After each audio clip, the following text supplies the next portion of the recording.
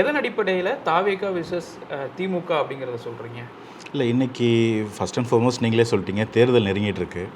2026 தேர்தல் பொறுத்த வரைக்கும் தமிழக சட்டப்பேரவைக்கான தேர்தல்.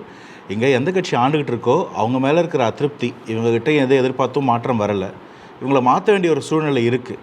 அதற்கு போதுமான வலிமையோடு எதிர்க்கட்சிகள் இல்லை. இதுதான் 2024 துவக்கத்துக்கு முன்னாடி இருந்த தமிழக அரசியலின் கள நிலவரம். அதுக்கு 1000 எடுத்துக்காட்டுகள் இருக்குது.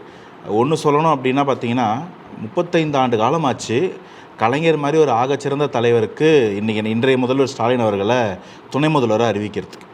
ஆனால் ஒரு 3 வருஷத்துலேயே உதயநிதி அவர்களை துணை முதல்வராக அறிவிக்கிற ஒரு நிலைமைக்கு முதல்வர் தள்ளப்படுறாருன்னா, அப்போ இது ஜனநாயகத்துக்கு ரொம்ப விரோதமான ஒரு போக்கு. அடிப்படையில் ஜனநாயகத்தை பாதுகாக்க வர சக்திகள் எல்லாமே ஜனநாயக சக்திகள் தான். ஆனால் ஒவ்வொருத்தரும் ஒரு இடத்துல முடக்கப்படுறாங்க. இப்போ விசிகாவை நீங்கள் ஒரு எக்ஸாம்பிள் எடுத்துக்கலாம். திருமான் ஒரு ஆகச்சிறந்த போராளி, ஒடுக்கப்பட்ட மக்களின் அதிகாரத்துக்காகவே களத்துக்கு வந்தவர். ஆனால் இன்றைக்கி அவர் திமுகன்ற கார்ப்பரேட் கம்பெனிக்கிட்ட மாட்டிக்கிட்டு ஆட்சியில் அதிகாரத்தில் பங்கு கேட்க மாட்டோன்றதை அவர் ஒரு அனௌன்ஸ்மெண்ட்டாக கொடுக்க வேண்டிய ஒரு சூழ்நிலை.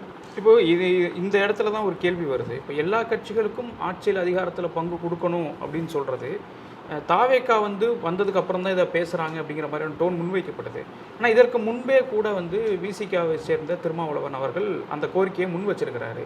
பொலிட்டிக்கல் சுச்சுவேஷன்ஸ் இப்போ அது எங்களுக்கு பெரிய டிமாண்டாக முன்னாடி இல்லை அப்படிங்கிறாங்க. இதை போய் சரண்டர் ஆகிட்டாருன்னு எப்படி சொல்ல முடியும்?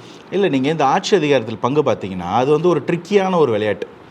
இது வரைக்கும் எங்களால் கேட்க முடியல, அதனால் நாங்கள் கேட்கல அப்படின்னு சொல்கிற திருமானை இன்றைக்கி கேட்கக்கூடிய ஒரு வாய்ப்பு இருக்குது. அப்போ அதை என்ன பண்ணணும்?